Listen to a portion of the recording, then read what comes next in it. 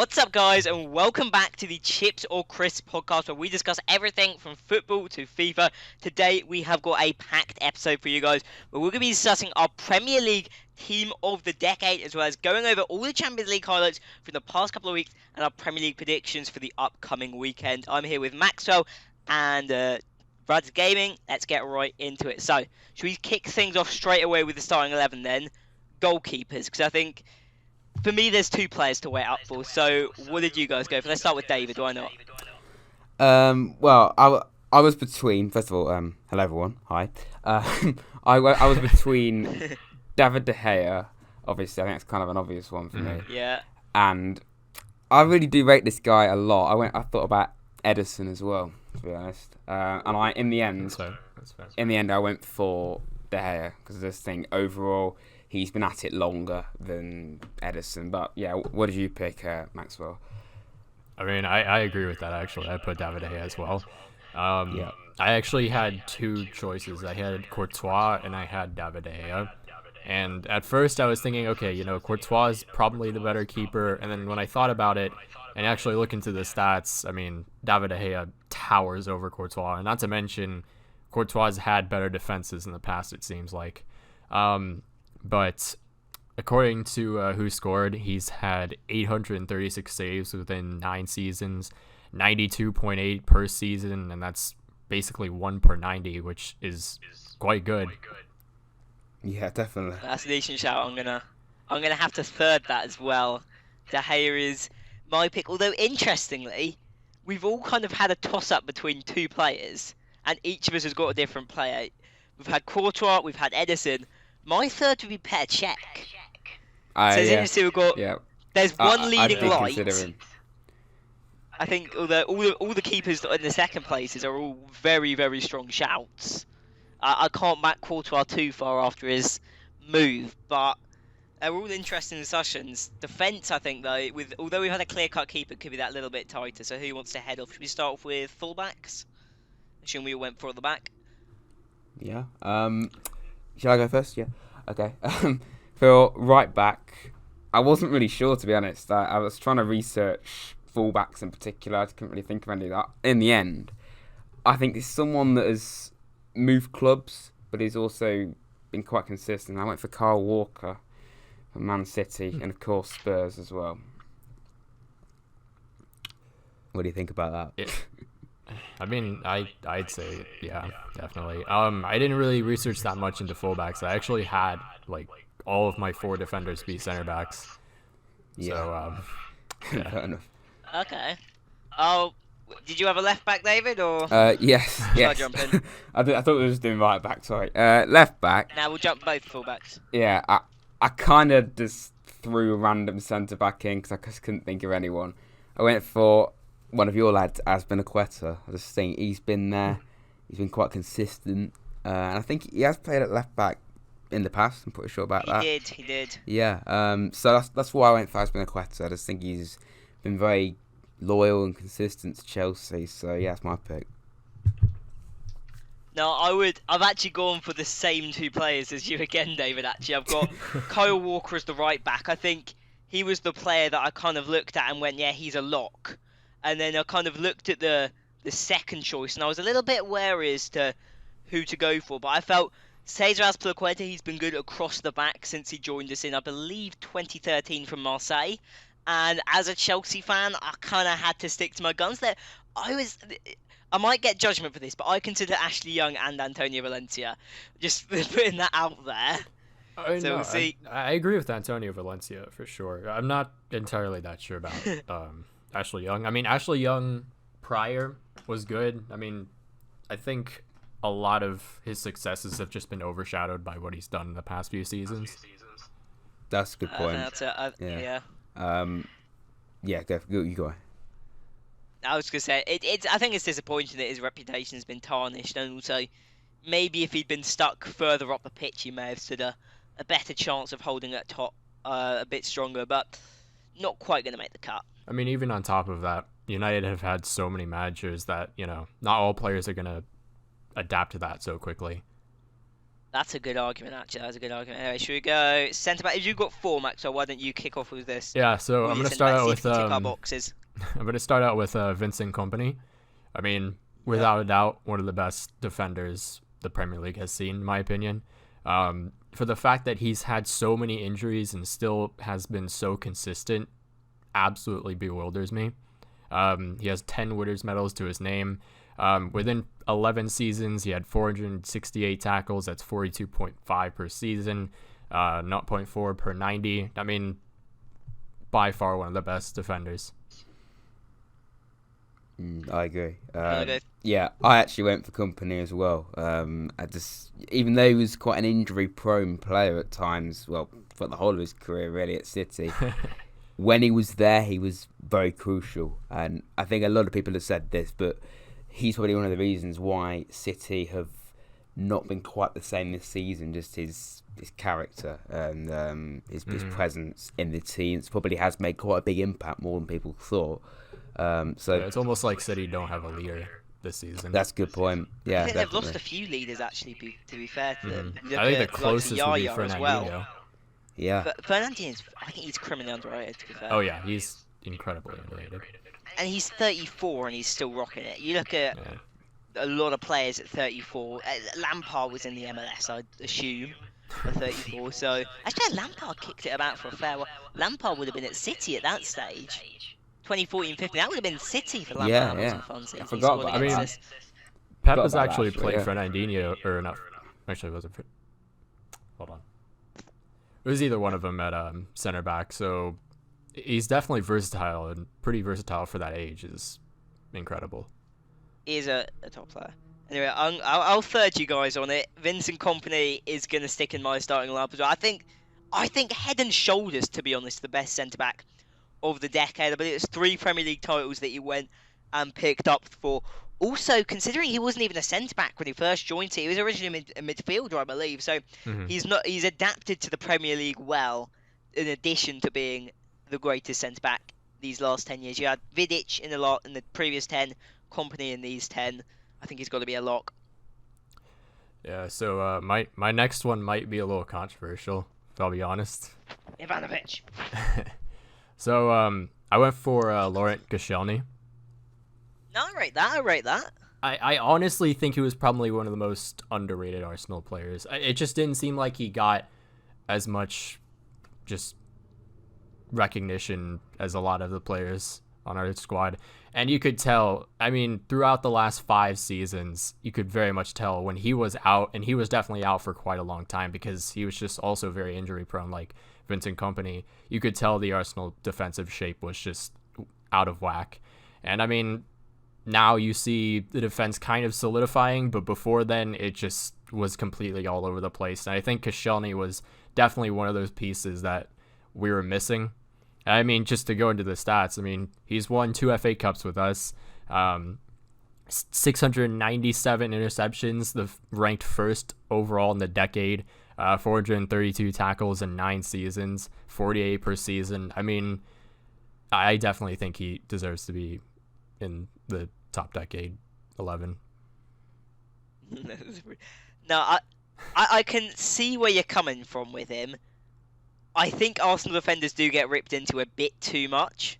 Like, I think you've had some good defenders over the years, and I think you do get a bit too much stick for it, but it's not going to quite make my line. I don't know about you, David. Who have you got kicking about in your starting lineup?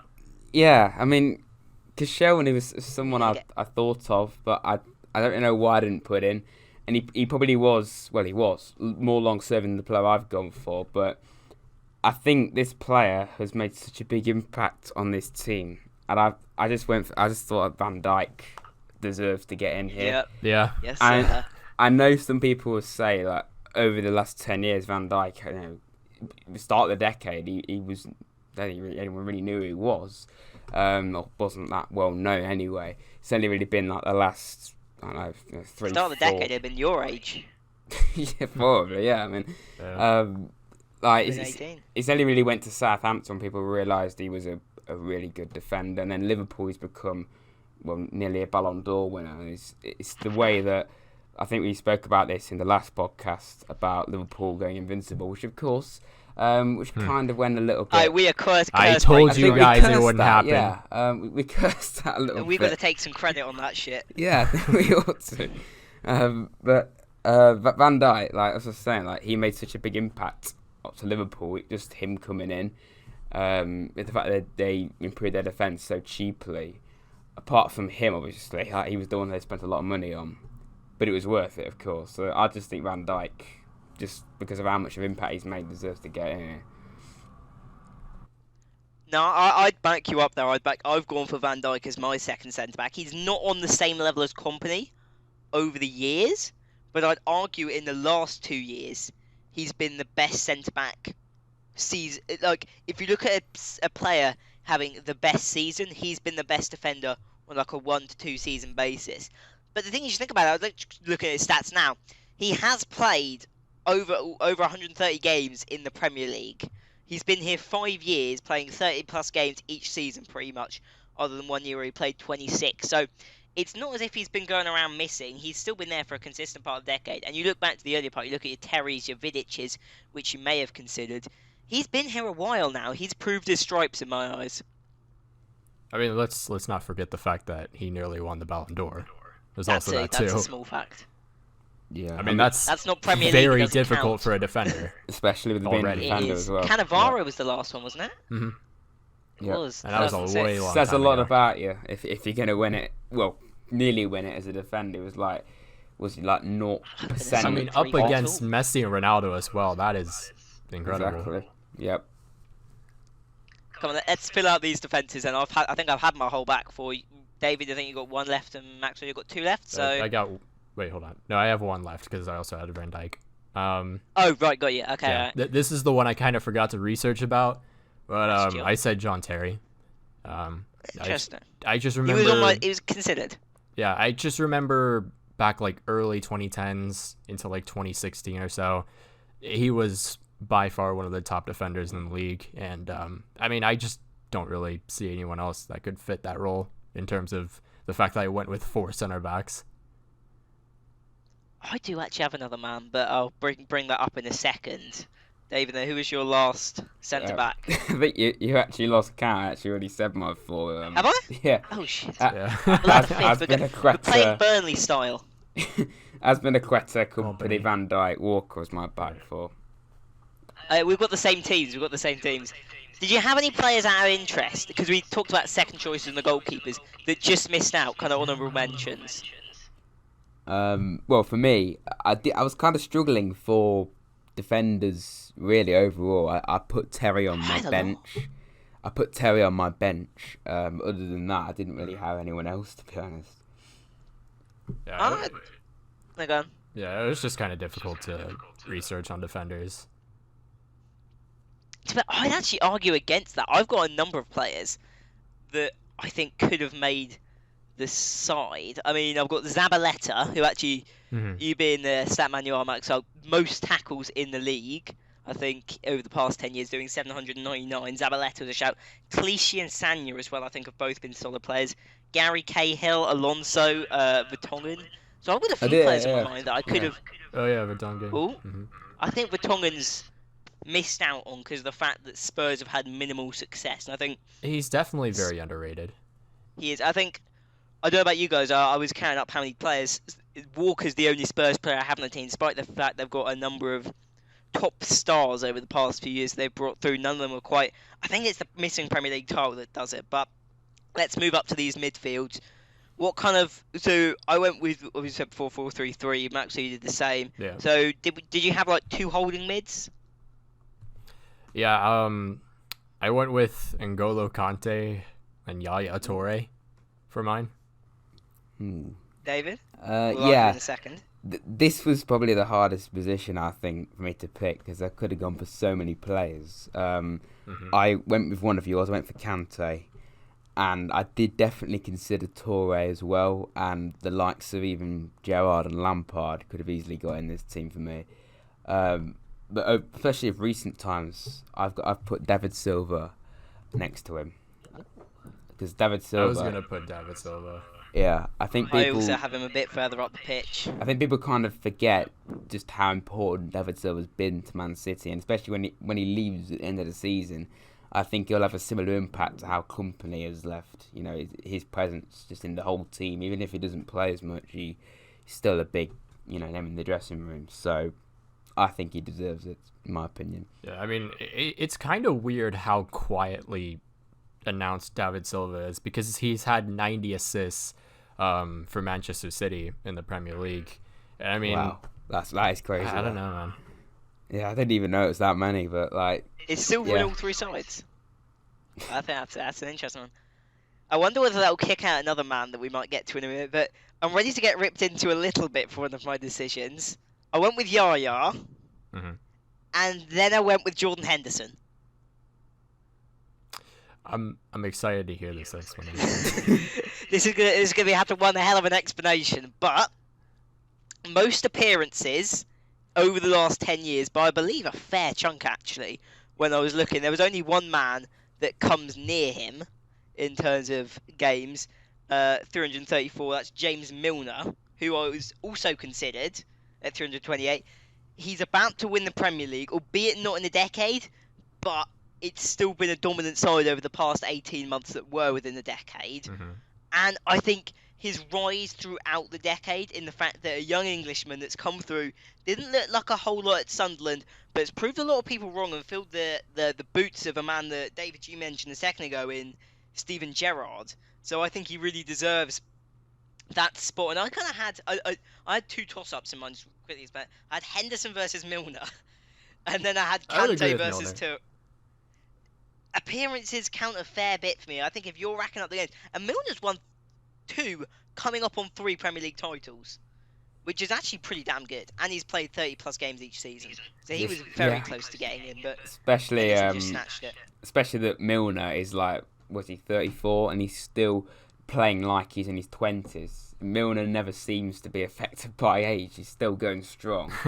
And his fitness and work rate are mental. Oh yeah. I think it's like that. You say Henderson's a bit of a controversial one, and I suppose it is. But particularly these last few seasons, he really has become a very, very important player for Liverpool. Because even the last few games he's been out since that game against Atletico, he has probably made quite a big impact as to why they, kind of stuttered against West Ham and then really did stutter against Watford. I mean, I know he's not been consistently incredible, but he has had a lot of good games, and I think for England he's going to be quite important at the Euros as well. So, and yeah, I think that's actually got a good shout, and probably an underrated player overall. I don't know if I'd go like top 11 in terms of the decade. I'd say he's been definitely exceptional. I just don't think he's enough to be in the starting 11 for that. Definitely for the bench. I just can't see it. Yeah. All I'm saying is if he was called Hendersonino, you'd all be dribbling. Yeah. That's all I'm saying.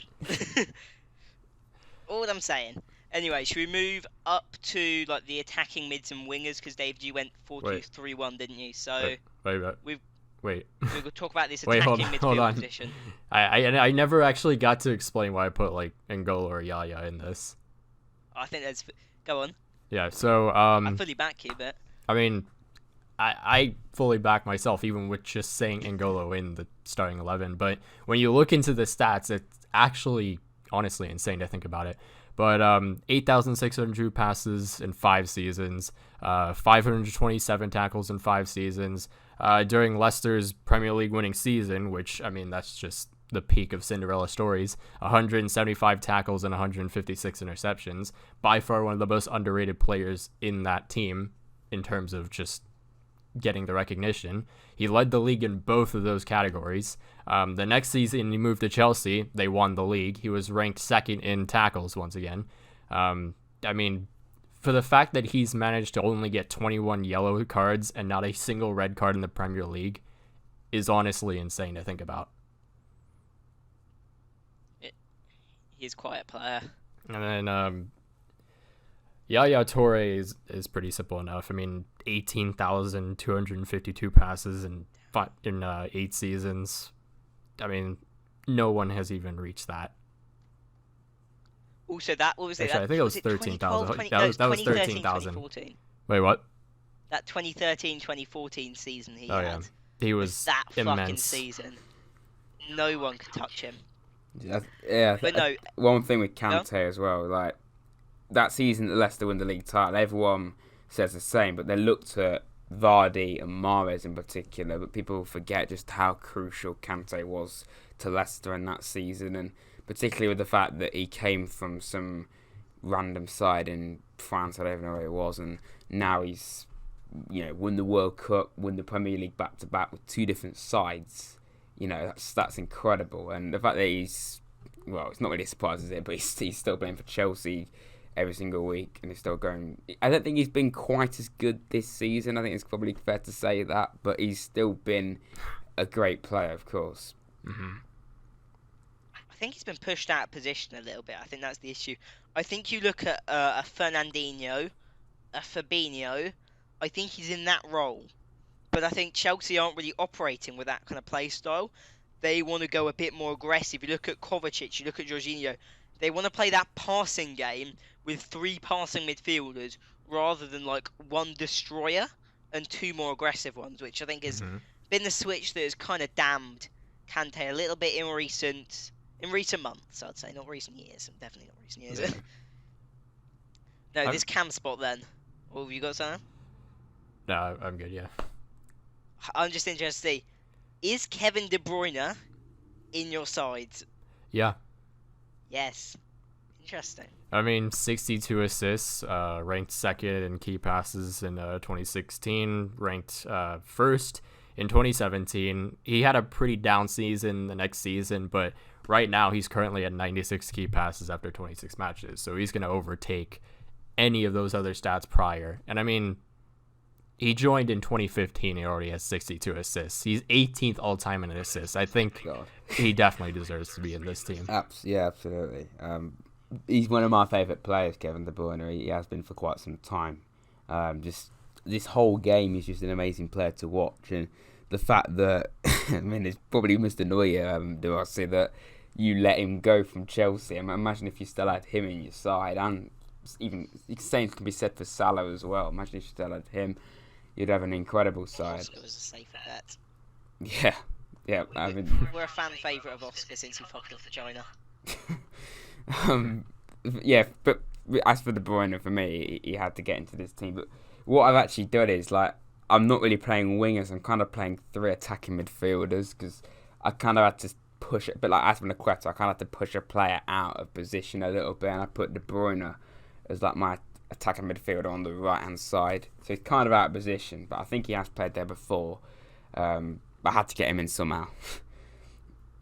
So who's your other attacking midfielder then? Because you've said David Silva, you've said De Bruyne. Who else is kicking about in that starting lineup? Well, I've actually put Silva more as just a regular, midfielder. Like, we are going aggressive. Yeah, it's quite an attacking team, I'll be honest. I put Hazard on the left-hand side. I know he's not really a cam, but he's kind of like mid. My formation's quite unusual, I'll be honest. Like, he's kind of more of like a winger / attacking midfielder, if you get me. He's on the left-hand side anyway. Yeah. Okay. And more of an older kind of player that's, getting on a little bit now. Not currently in the Premier League, but he's one of the greats. So I had to put Mr. Wayne Rooney in to the side. I put him as our That's a fair shot. midfield number 10. I mean, it's a shame that he has to play for the Rams now, Derby, but we're just gonna not talk about that. But Rooney overall was an amazing player for Man United, and he's a DC United as well, but can't really count that. But for Man United, he was a legend of the game for me. No, I think that's some good shouts. Now, Rooney was definitely one that I considered, but this is where I'm going to tear people apart again. I haven't picked De Bruyne. Instead of, I've picked the decision that both of you guys looked at. I went for David Silva, because again, I had that way up in the midfield of Silva or De Bruyne, and I feel like Silva's years outweigh De Bruyne's maybe slightly better ability. Yeah, I get your point. That cam roll. Yeah. I'd agree, honestly. Yeah. I think I looked more into the stats of everything instead of just watching those players, because I've watched De Bruyne, I've watched David Silva. It just seems like David Silva's a lot more quiet, but at the same time a lot more efficient. I think that they're both huge players, and I think neither of them's impact on City can be understated at the end of the day. And even if De Bruyne isn't making it into this team of the decade, we're still kicking about in 10 years' time.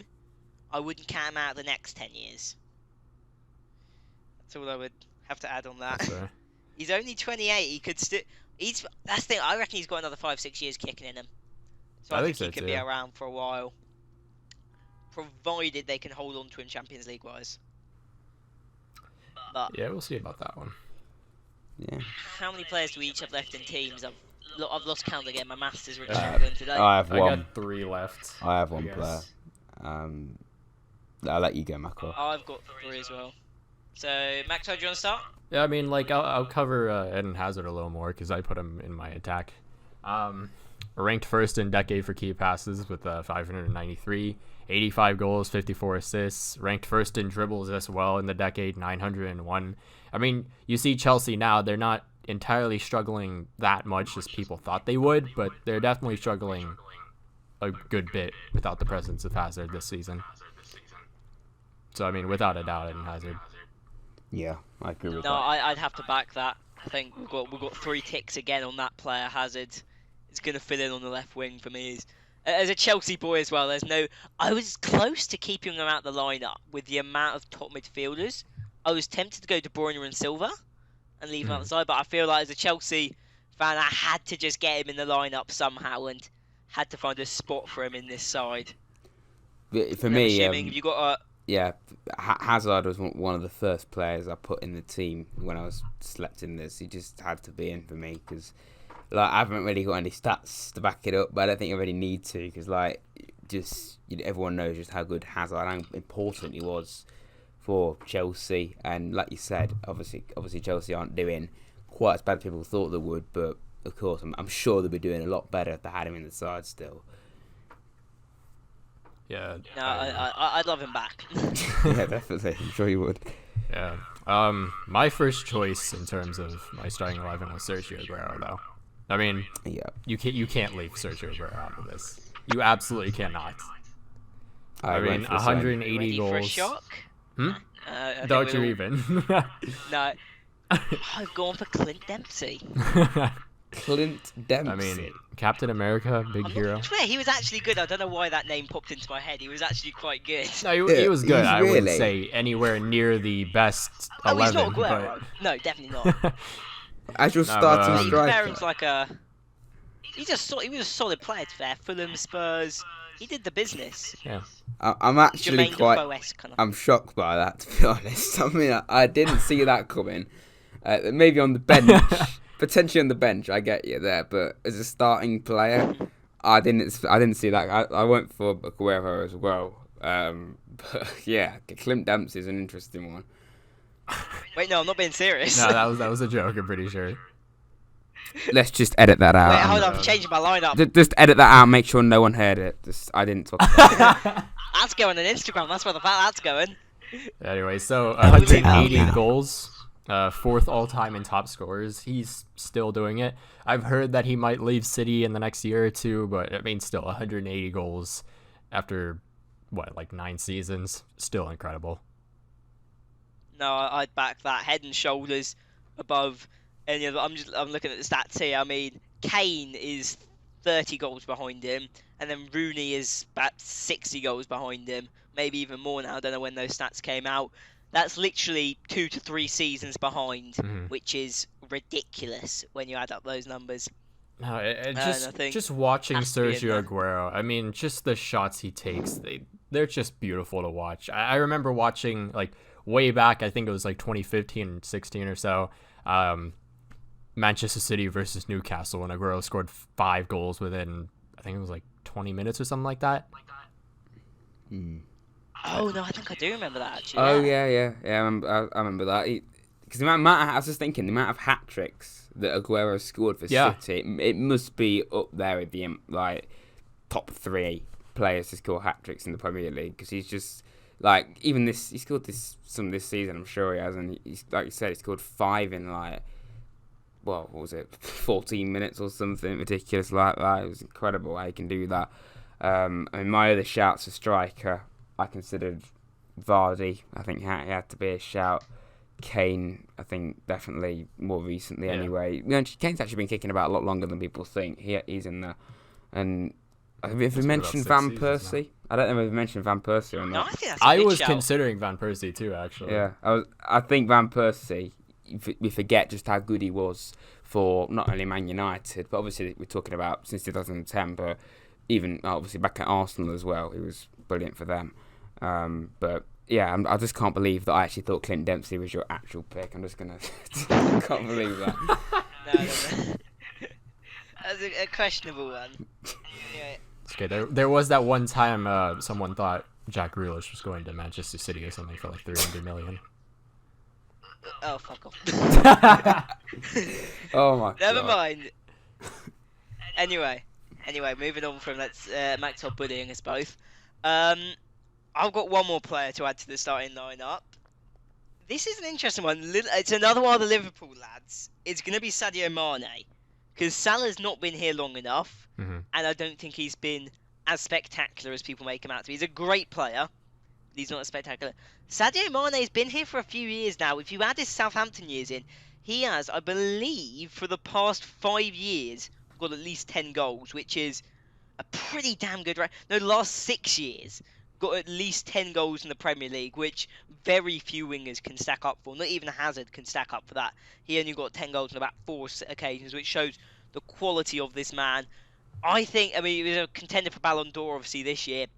And I think he'll keep him pushing. Although he is a little bit late to the decade, he's still going to make it in, and he's going to stick on that right wing spot for me. That's a good He's shout. definitely a shout. I'm not sure if I'd put him above just Eden Hazard or Sergio Aguero or Harry Kane that I also have in this. Harry Kane's your last one. Yeah. Okay. He was the 4th man for me. Yeah, it was either him or Mane for me. Yeah, Kane, Mane, Hazard, and Yeah. Aguero was a lock. I actually forgot about... Well, not forgot completely, but I forgot about Mane, really. I didn't even really consider him, but I'm definitely one of these people that kind of underestimate him. You kind of forget just how consistently good he's been, because even when he was at Southampton, I remember he scored a hat-trick against Liverpool, which won Southampton the game from like 2-0 down. And that was probably the match that really made Liverpool buy him. And of course, since then, he's been really good. I actually remember his debut was against Arsenal at the Emirates, and it was like 4-3 something. I think it was actually to Liverpool. I think he scored in it as well. So, he's been consistently good. And like you said, Salah's not been at it as long. And in ways, probably the wrong word to use this, but he's a little bit overrated at times. And I think if he was going... He just seems very inconsistent. And there is that. And I think if he was going longer, rather than just like 3 seasons being really, really good, he could definitely have got in this team, Salah, without it. If he can keep going for the rest of his career, if you're doing this in a few years' time, then yeah, I think he definitely could. But Mane, yeah, I get that. It's a good shout, in my opinion. But like Maqwell, I don't think that... I think Hazard had to be in here, De Bruyne, and Rooney as well for me, but that's my opinion. No, it's just an interesting toss-up. I just think, actually, with Salah, I don't think it's his play that damns him so much. I think it's his supporters. Because I think Liverpool fans have chatted so much bollocks about him, about how he's the god set, especially the Egyptians. The Jesus Egyptians Christ. are wild. They are... No matter where you are, no matter what player it is, if he's Egyptian, the Egyptian social medias will go mental for whatever club they play for. I mean, it happened with El Neni. El Neni was nothing compared to Salah, and still Egyptians were just all over the page. Honestly, Yeah, I do kinda when get Salah that. died, he's going with the Pharaohs. I do kind of understand that, though, because like, Egypt aren't that big of a footballing nation, and when they have someone like Salah join one of the biggest teams in the world in Liverpool, they probably are going to cause quite a fuss about it. And I know, like you said, El Neni, he's nowhere near as good as Salah, obviously, and he's not even in the same position, but the fact that he just went to a Premier League team particularly someone like Arsenal, probably is going to cause a bit of a fuss. But I do get your point. They do make quite a big thing of it, to say the least. Well, then he doesn't get in past Hegazi for me. He was a solid. He should have been snapped up by a Premier League side, to be fair, Hegazi. But we're going off topic a little bit here. I think have we got all our 11 players? My maths is gonna. I believe so. Yeah, I think we have. There's a lot of crossovers actually. I was surprised. I thought we would have more splits in our size. I've been working through it, just having a look. I believe we had 1, 2, 3, 4, 5, 6 players. If my math, no, 7 in fact, because we all had De Gea, if I'm correct. Mm-hmm. We all had Van Dijk. Or did Yeah. someone not have him? I think we all had Van Dijk. Company, everybody selected. David Silva, I think everyone went with. No, I And didn't then go with Aguero David and Silva. Hazard were both all picked. Yeah.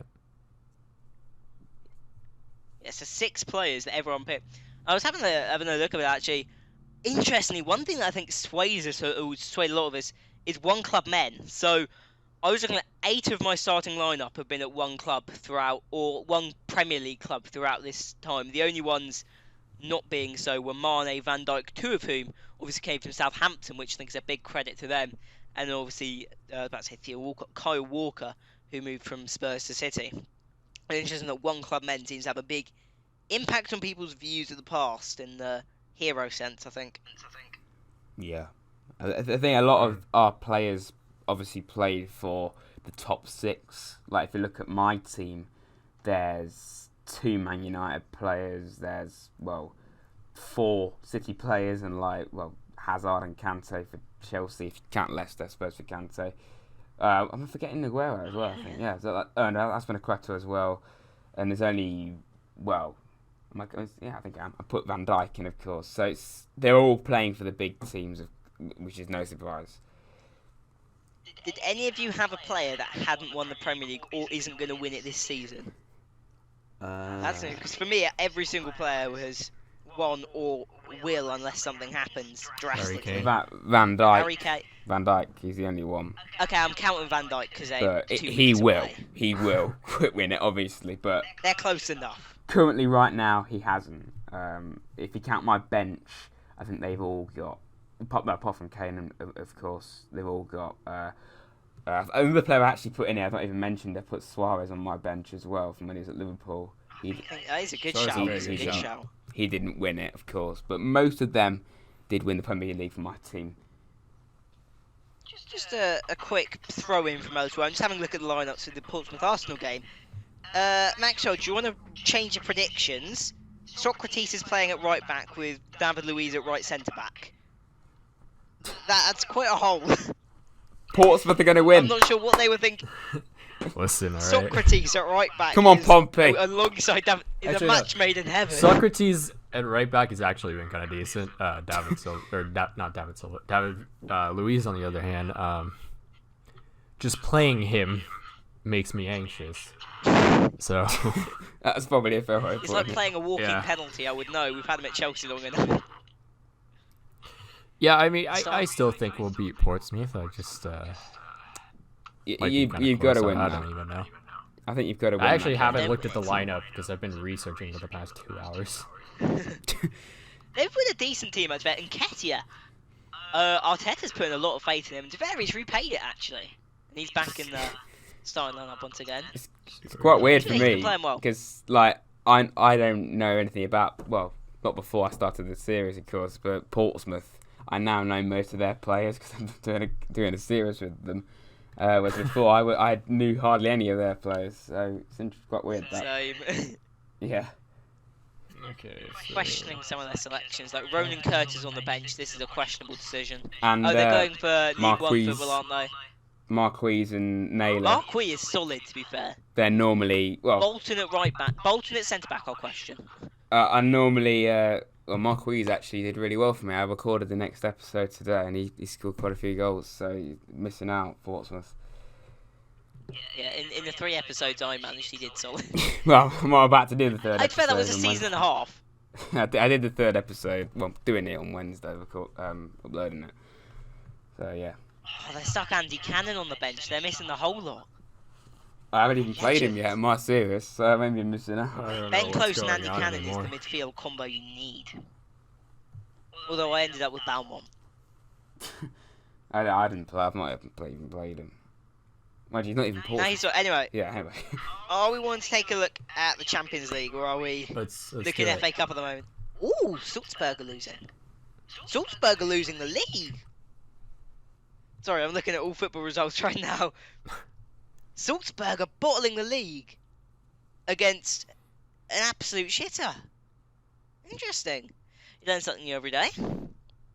No, Champions League.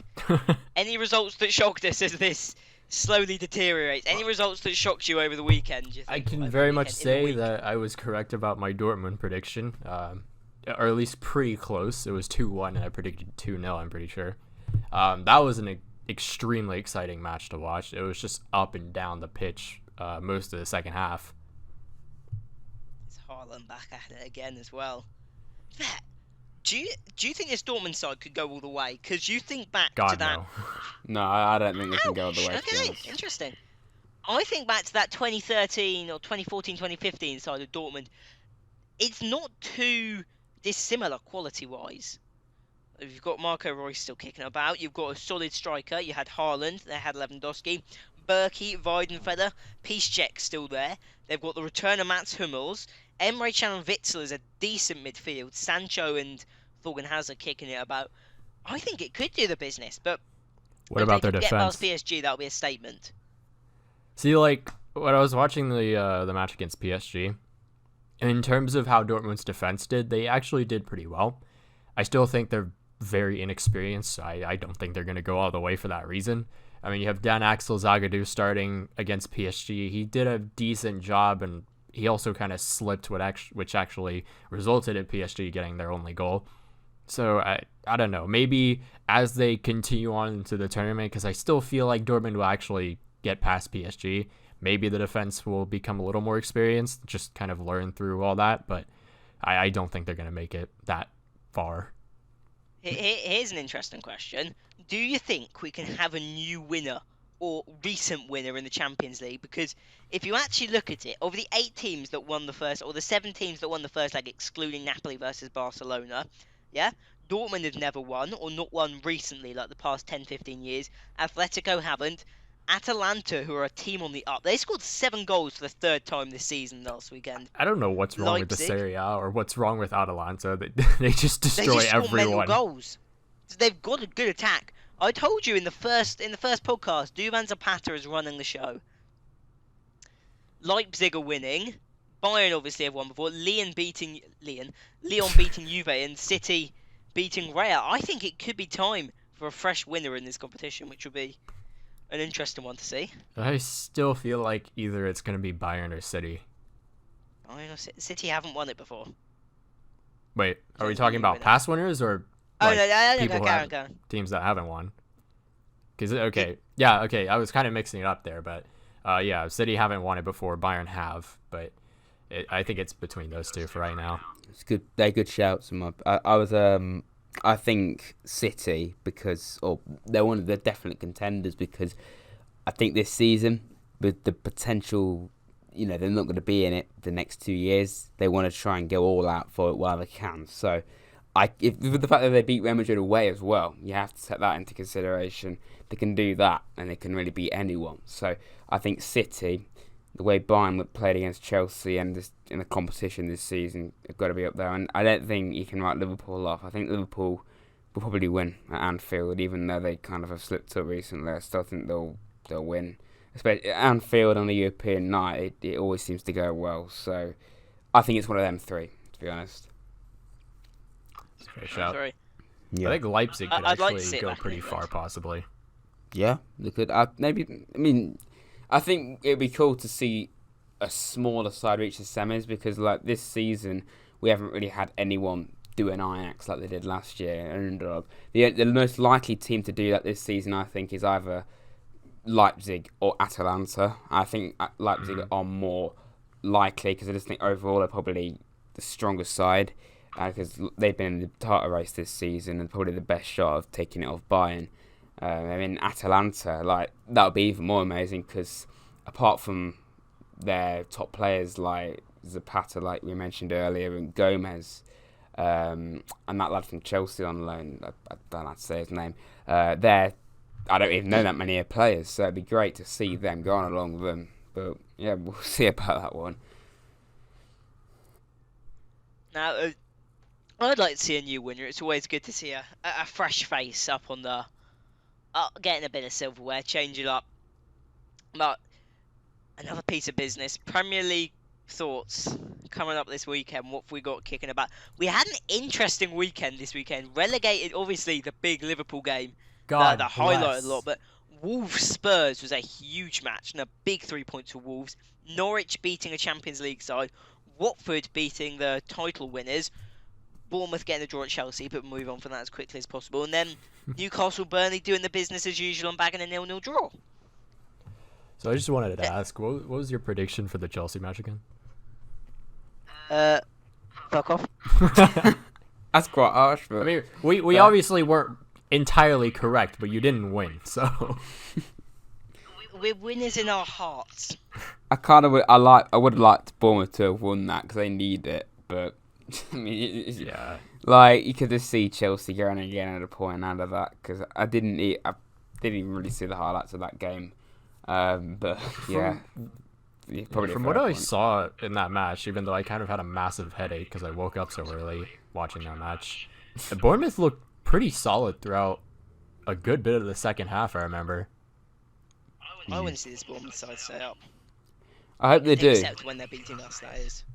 I hope they do because, well, yeah, of course, Bournemouth tend to do quite well against Chelsea of recent times, anyway. So it wasn't really a surprise. But anyway, I think Bournemouth probably they could stay up, but we're going off topic. Let's get on to the predictions, shall we? Can I just point out, Chelsea haven't beaten Bournemouth since August 2018.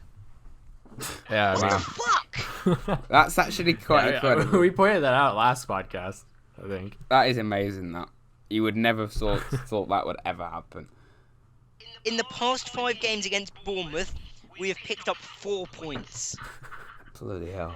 We have conceded, if my phone will work, 2, 3, 7, 9, 12 goals against Callum Wilson and his gang of dicks in 5 games.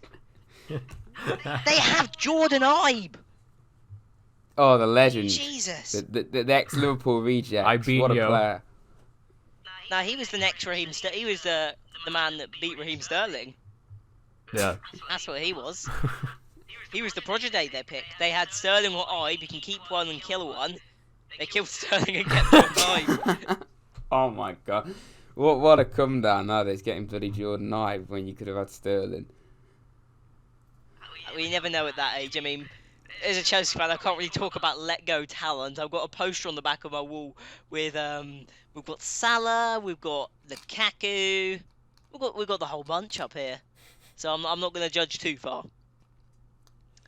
No, Premier League, unless we've got stuff to add in the Champions League, anything? We feel like we went over that quite brief. I mean, no, I think we rounded it up pretty quickly. Actually, wait, don't we want to predict the next scores since that's next week? Oh shit, 2 legs probably, yeah, would make sense. Okay then, right. First fixture on the list, if I'm reading self-ordinated. Valencia-Atalanta. Valencia at home. Can you see a comeback? No, absolutely not. I'm not sure if it'll be the absolute destruction that happened in Italy, but I wish I could change my prediction on my bracket to like 2-0 or something, because I don't think 0-0 is gonna be enough. No. It's Valencia. Valencia are a good team that they'll stick up a fight. I'm actually gonna put my money on a 2-1 win to Valencia. I reckon they'll get a bit of squeaky bum time, but it won't be quite enough for them to. I reckon it'll go 2-0 Valencia, but then Atalanta will pull through. That's my prediction for that one. David? I mean, like I said, I don't really know that much about Atalanta, but if they were to go away to a club like Valencia and win, that would be very impressive and just make this aggregate score even more one-sided. But I could also at the same time see Valencia winning, but still not going through. So, like, it's an interesting one. I think for these predictions, I'm not actually going to say the exact score because you can't even really predict that. But I could see Valencia winning this, but not going through. So that's what I'm going to say. That's Lisa. I'll just look at statistics. It is a good one for you, Maqwell. Portsmouth haven't beaten you since the 1950s. So if you lose today, you're losing a record. I saw that. Yeah. Yeah, but there was that one record we broke where Southampton had never gotten a point against us at home, I think it was. And then they did that this season, so anything's possible. Anyway, the second game coming up on this week's set of fixtures, 8 days' time, Spurs-Leipzig. So Leipzig got a 1-0 win away from home. Can Mourinho and his boys pull it back? I don't think that's going to happen in Germany. I don't either. This is going to be an interesting one because Spurs really should be able to get a win. But Leipzig, I think a lot of people kind of forget that they're actually a really good team. They're not just some randomers from Germany that no one really knows much about. They're second in the Bundesliga for a reason and have been one of the top sides there since they've risen all the way up. So it's tough because Leipzig, as we know, they've got a very good young team, a lot of good talent. So I see Leipzig maybe winning this, or it could be a draw, but Leipzig still go through. So yeah, I'm actually going to say a draw for this, but I think Leipzig will win overall. I'm done. Yeah, I think it's going to be a 2-0 win. What I saw against Tottenham, I mean, Leipzig dominated them, without a doubt. There was just no hope for Spurs, especially since they were missing Harry Kane. They just had really no one to really beat any of the German defenders, which there was kind of a lack of because Leipzig have so many injuries. I doubted this team because of their injuries, and still they managed to get a 1-0 result and dominate Spurs. I don't think there's any hope for Tottenham. No, I'm going to say they'll perform all right. I'm going to say 1-1 draw. I think both sides will bag a goal, but I don't think Spurs will be able to do enough to quite nab this one and stick themselves into that last 8. As much as it'd be good to see them going on another run. Obviously, Ajax have had their dreams crushed by Getafe, so expectations are low for the semi-finalists at the moment. Yeah, that's weird. That. Again? That is weird though. That amazing game between Spurs and Ajax. Ajax crash out. I mean, they never had a tough group, but still they went out, and then they can't even get past the round of 32. Man, Getafe are doing all right, but still, it's not very good. And plus, Spurs may be going out as well. You can't predict football at times, can you? But yeah, I think. And Liverpool could be gone as well. Yeah. And if Real beat City, we could have the whole quarter. I don't see that happening. I know Atletico played very well in that game, but Liverpool, I just think they'll win at Anfield, in my opinion, for that one. I think it'll be a good game, all of them, but probably the tightest a lot next up. PSG versus Dortmund. The French champions are at home. Dortmund certainly have some good ultras to take with them. Are they going to be going home happy? I think so. I watched the whole Dortmund PSG match, as I said before, and mainly because I have a bet against a friend that if I lose, I have to get a Neymar jersey. If he loses, he has to get a Neymar jersey. So when I was watching that match, a massive player that really caught my eye was Marco Verratti, who is going to be, I believe, suspended for the next leg, which is a huge loss for them. Thomas Meunier is also expected not to play. He is also suspended. So I think with that, and then also Haaland continuing to impress, and if Dortmund decide to not play Thorgan Hazard and play Gio Reyna like they did, and actually something happened, I think Dortmund might actually, I don't know if they'll win it out, but I think they'll manage to get out of this, and I think a 1-1 draw would be enough. I can back that, but I wonder whether Dortmund might go on and win again. I mean, I haven't seen their results on the road, but they've got a strong set of supporters, and I think maybe I'm going to say 2-0. I think if your Verratti comments are true as well, I reckon they could pull off a result here, and I reckon they're heading through to the next round. Yeah, I mean, you have PSG at home, so I feel like that's why I'm saying 1-1. I want to say Dortmund win this, but they've been very inconsistent. Maybe they're focusing more on the Champions League or something. I don't know. But you also have to consider the defense. I mean, they're playing away from home. They're very inexperienced. I mean, there's definitely a chance they'll concede. Yeah. David? Yeah, it's an interesting one because PSG, really, with all the money that they spent and how rich they are, they should have really at least got to like the semi-finals in the past, but they never have. I don't think they've ever got past the quarter-finals ever before. So, Nope. yeah, they should be doing better, but I don't see it changing again this season because Dortmund, like, they're not doing incredible like last season in the league. I mean, they still threw it away, but still they did much better than this season. I know Haaland's definitely improved things, of course, which to say the least.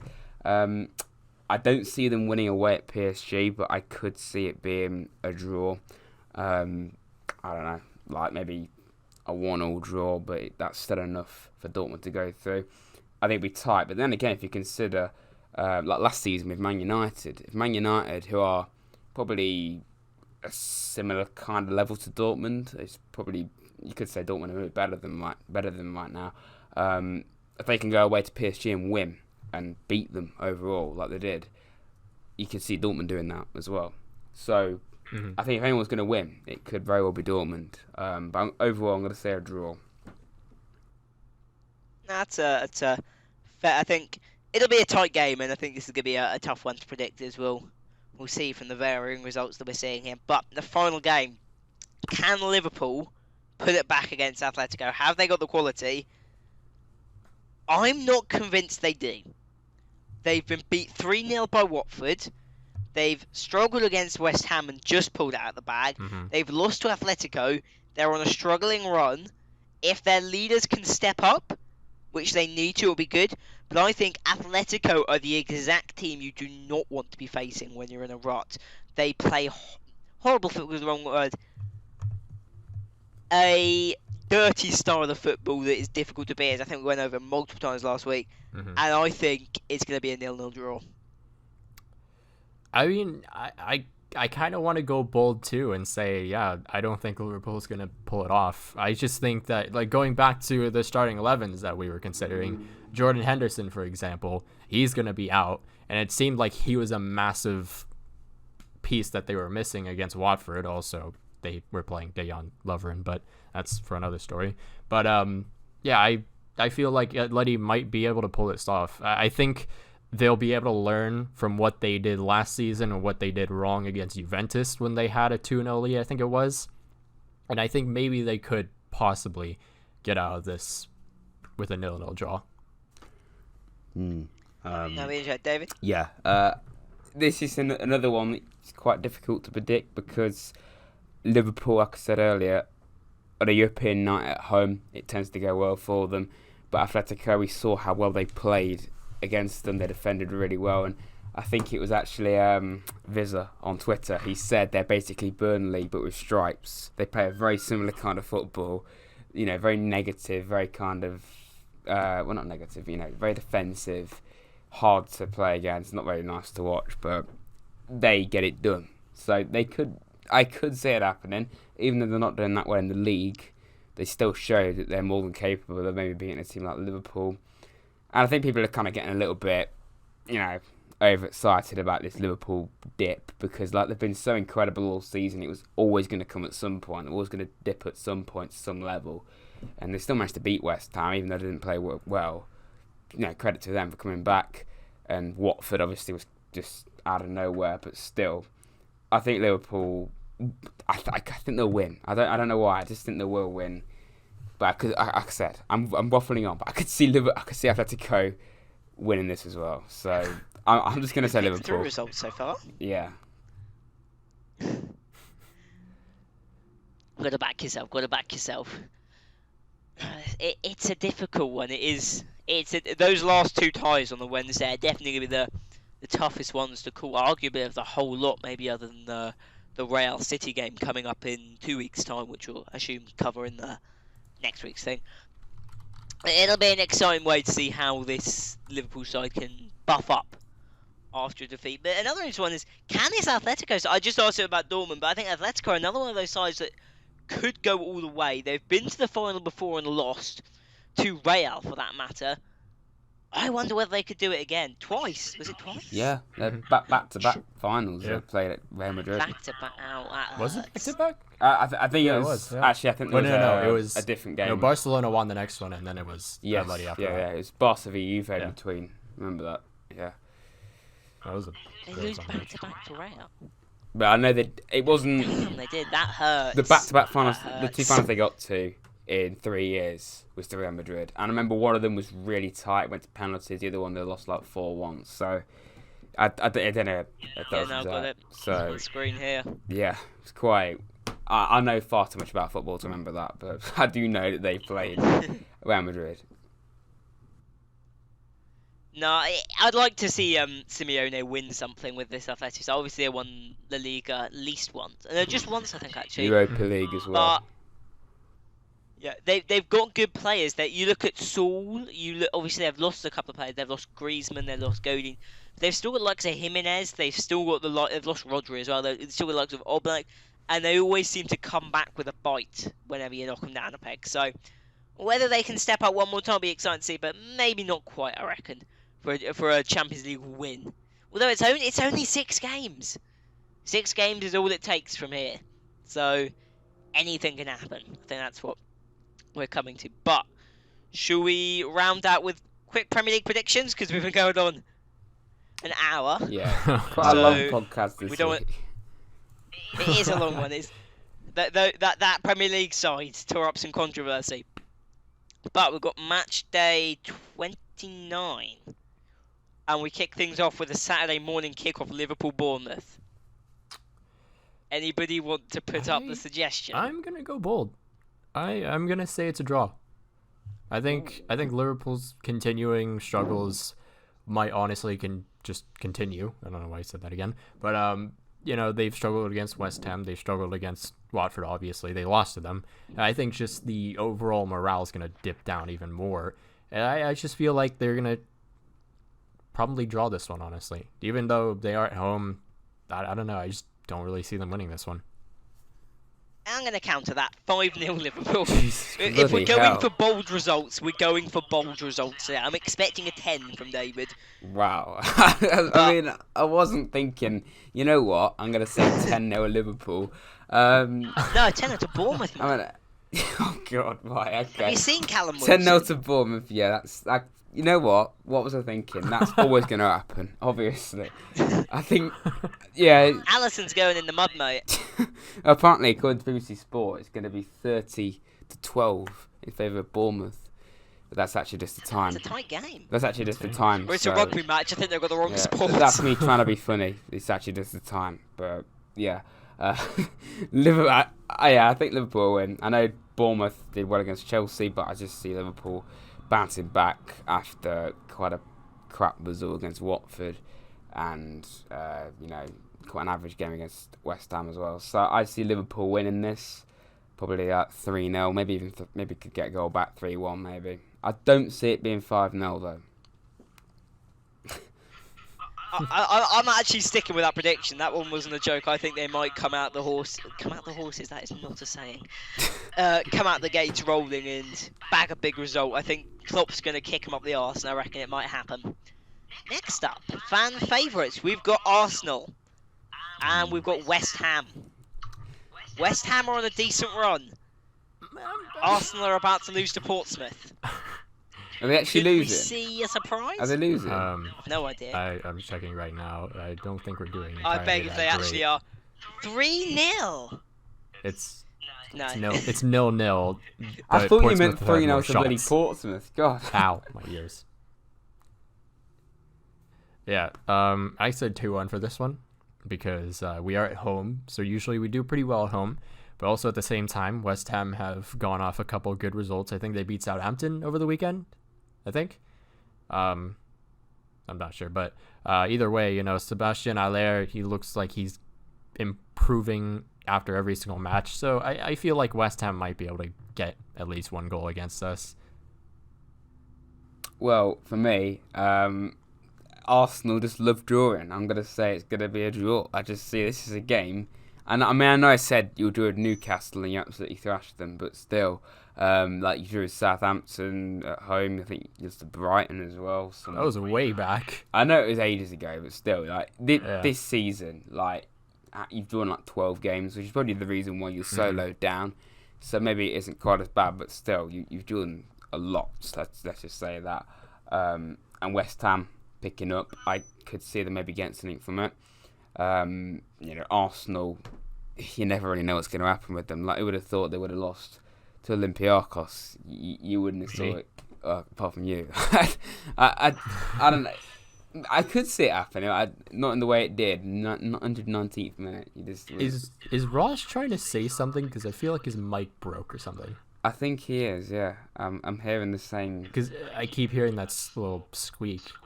Are you there, Ross? Ross. Okay. Everyone. I think so Ross died. I think we've lost the party. He's back. He's back. He's back. Yeah. Technical difficulties. It's saying I'm screaming at you constantly. Technical difficulties, everyone. Sorry, what was that? This is fun. I'm going to save my Audacity actually because this is looking nervy. This is going to be a particularly long podcast this week, everyone. So. It's because we're going for fixes mid-podcast, that's why. Yeah. Just a little audio issue here. Technical issue. The hour mark as well. I am extremely hungry. And there's that. The show goes on. Yeah, this is just ad-libbing.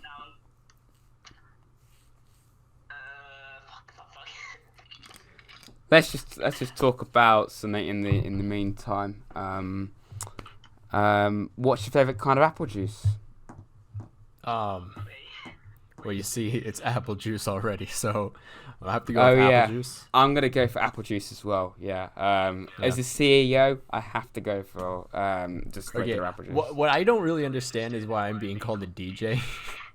Yeah, I don't understand by, that. One of the dudes in the chat. I don't understand that. I genuinely don't understand that. I asked him, he didn't even answer, but yeah. I think, I'm pretty sure every time, honestly, every day I've either gotten a message on Twitter, either coming from the DMs or just Twitter in general, of, I'm pretty sure he's probably one of your friends, just fucking, going on about apple juice and talking about how I'm a DJ. I've not actually met him before, but he's he does say it a lot. He's probably listening to this now. I'm sure he knows who it is, but I mean, I literally, since it's a 5-hour difference between here and probably where he lives, I wake up and get these messages half the time.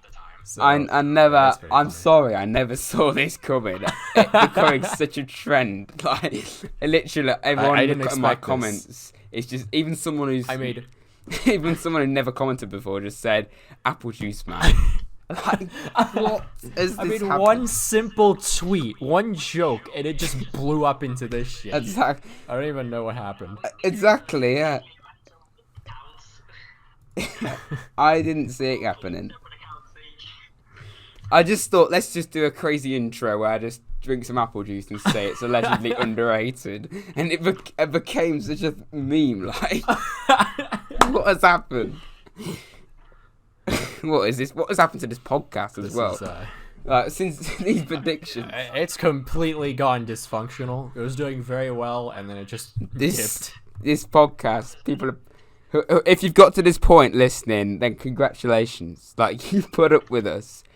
Banging on about apple juice. Yeah, honestly, that's pretty impressive. I don't even put it on myself. I mean, if you have got here, then well done. Well done. Yeah. Are we ready? So, I'm going to... 1-0 Forest, can we just say that? 1-0 Forest, get in there. Ryan Yates. Get in. Anyway. Fun fact, Portsmouth have had 6 shots compared to our 3.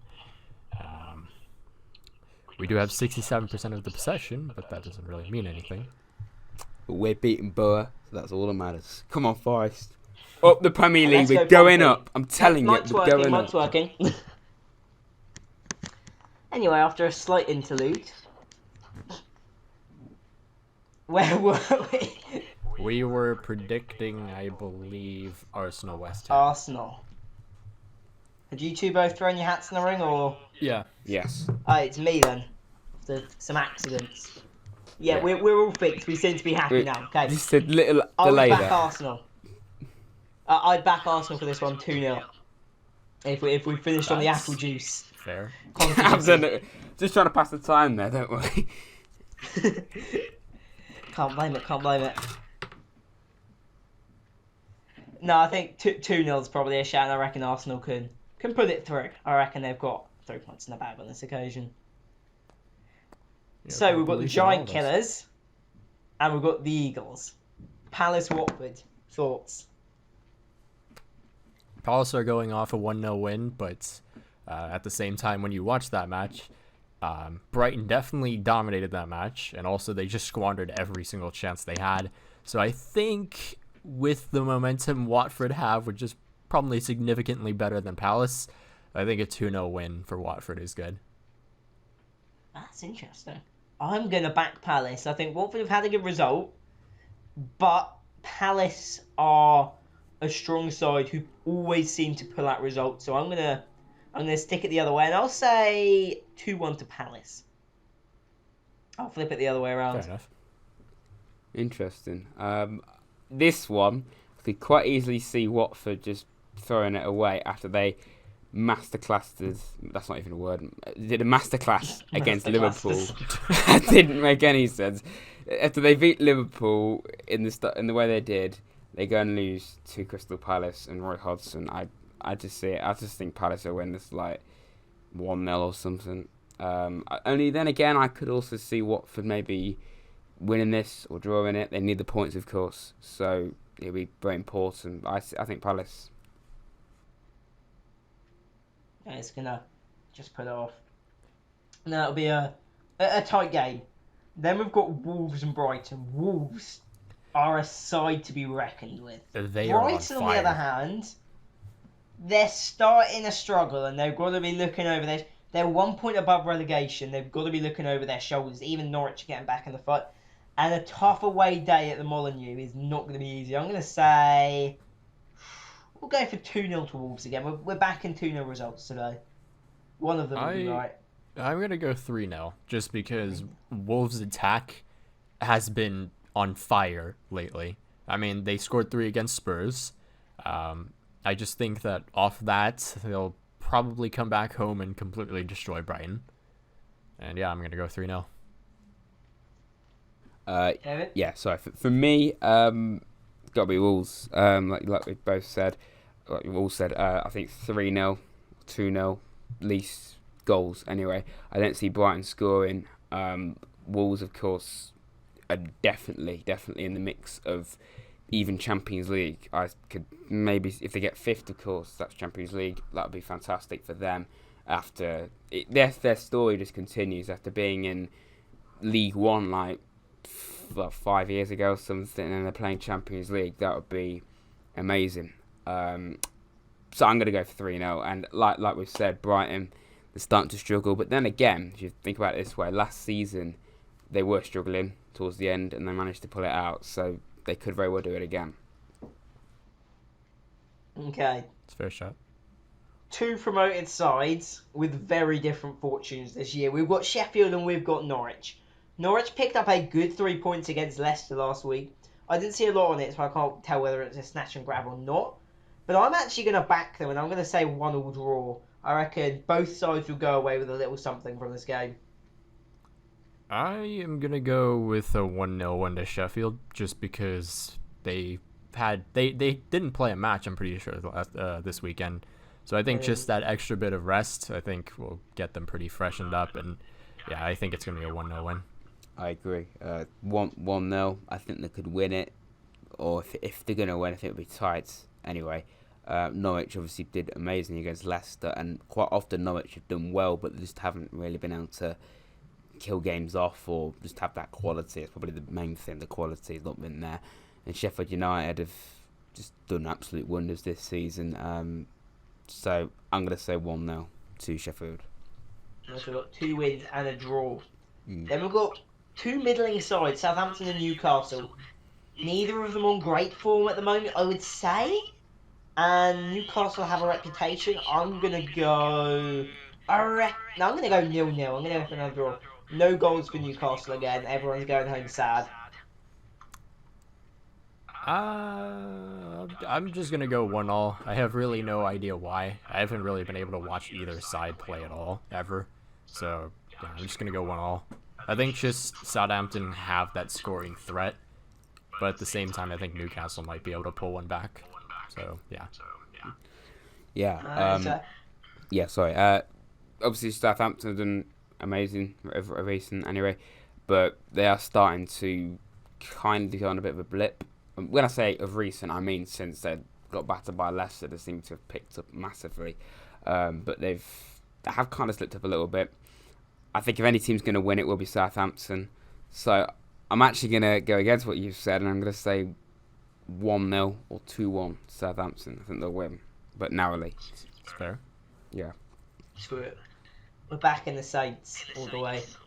I wonder whether Southampton keep it. I want to know whether Southampton can stay up another season, because I said it for the past few years. They're going down this year. They're going down this year. They've kept it up this year, but like things, it could only be a matter of time in my eyes for this.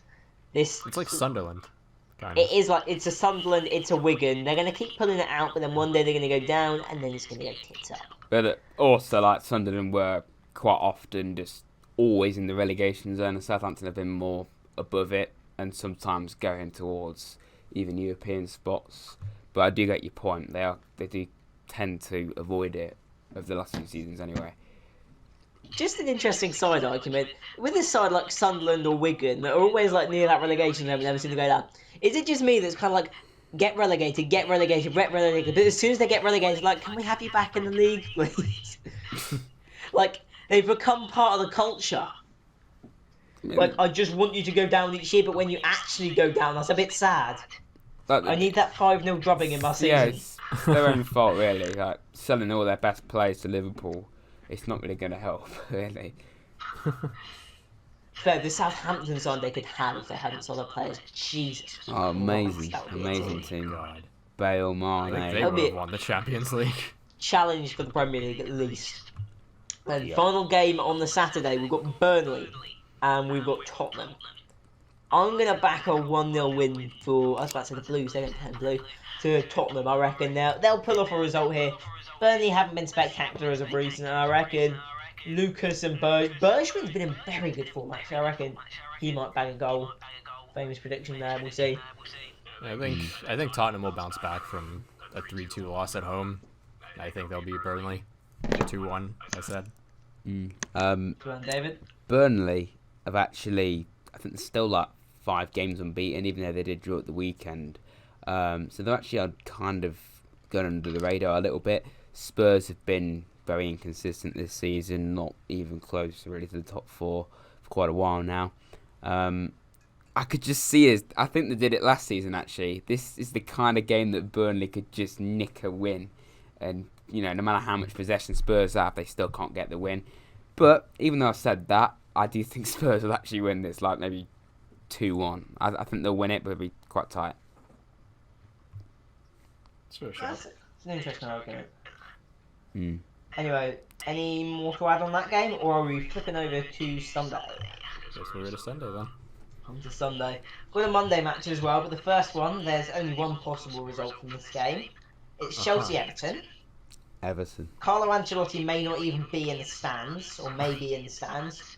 I'm hopeful. I think he was harshly treated, to be honest, with that. The first ever red card for a manager.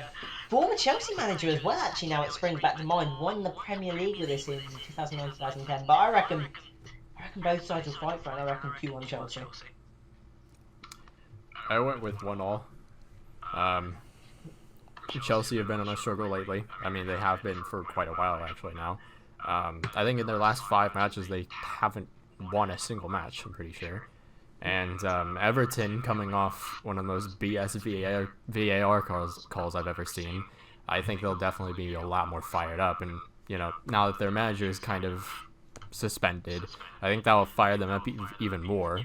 And I don't know if they'll go on to win the whole match, but I think it's going to be pretty close. And I think 1-0 is going to be the result. Everton are another bogey side for Chelsea. They're another Bournemouth where we can never quite seem to pick up those 3 points. Yeah, for me, it's an interesting one. Chelsea, you don't really know what's going to happen with them this season. Everton have been picking up. So I think this is probably going to be a draw. I mean, Everton have had some tough games recently. Man United, Arsenal and Chelsea all back-to-back, which is not what you'd like. I could see Everton maybe winning this. I don't think they've won at Stamford Bridge for quite some time, though. So I'm going to maybe a draw.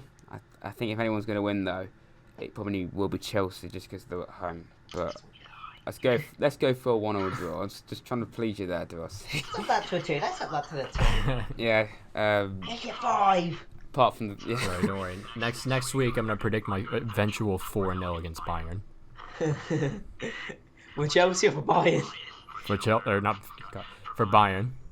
Nah, I reckon it's to come back on the cards. Yeah, I don't know about that one. Another famous night in Munich we're all waiting. We've had them before. Yeah, we have. We're bringing Drogba out of retirement. Mm-hmm.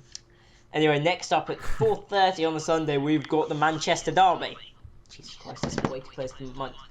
Manchester United versus Manchester City. I can only see this going one way.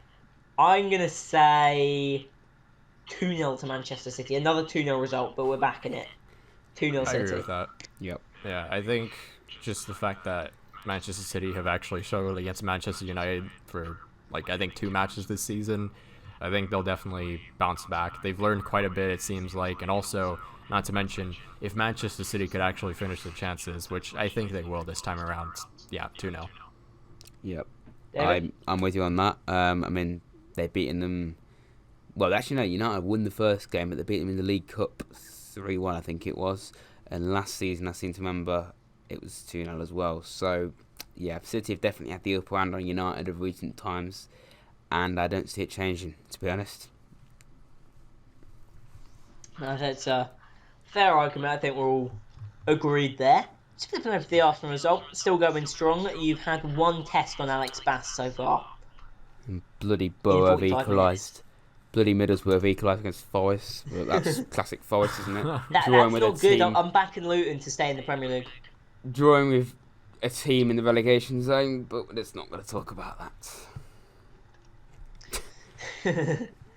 Anyway, one more game in this Premier League weekend. On the Monday, we have got Leicester versus Aston Villa. Aston Villa just come off the back of a defeat against City, but it was an honourable defeat, to be fair.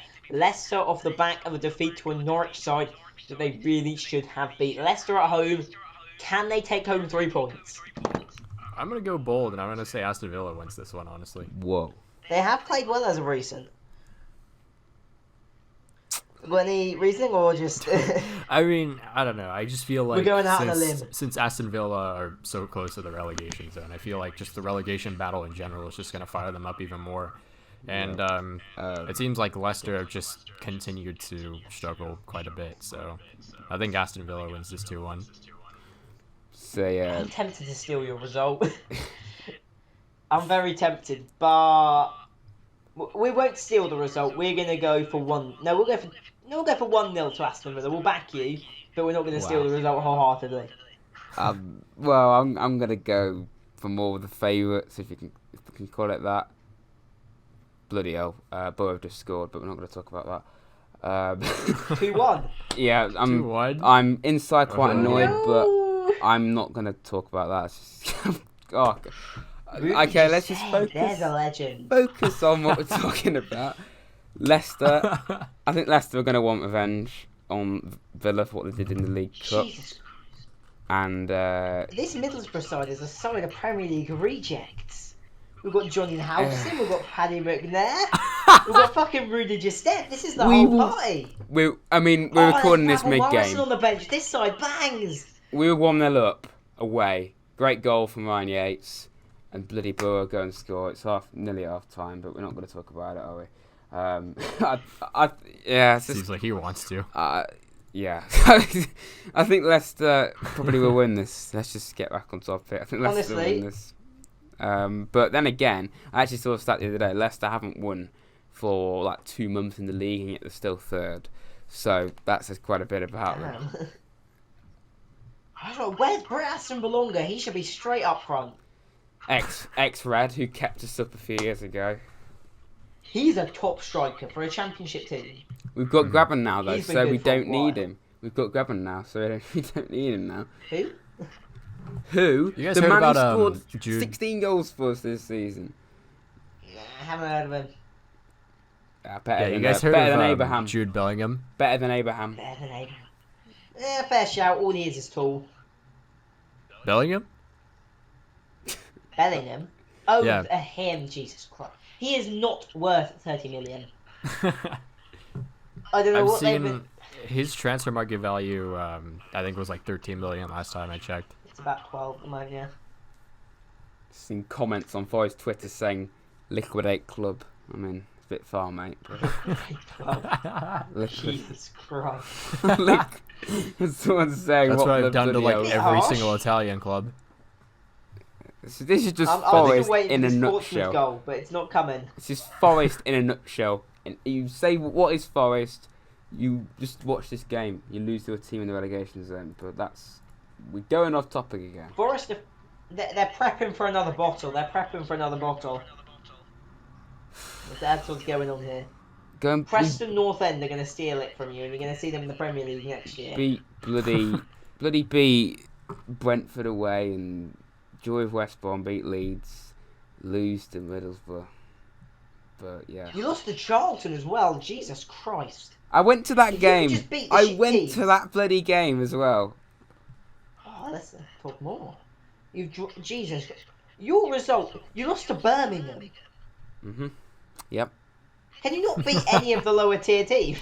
That's the Championship, but Forest in particular tend to go and just play crap against the small teams, but play really well against all the top sides. So yeah, Jesus.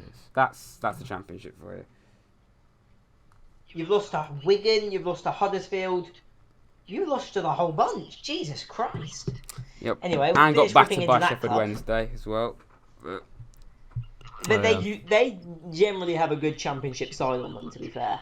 Sheffield are one of those teams that wherever you go in there, they're always going to be a deep... And there's a goal in the Arsenal game. Oh boy, guess who it is?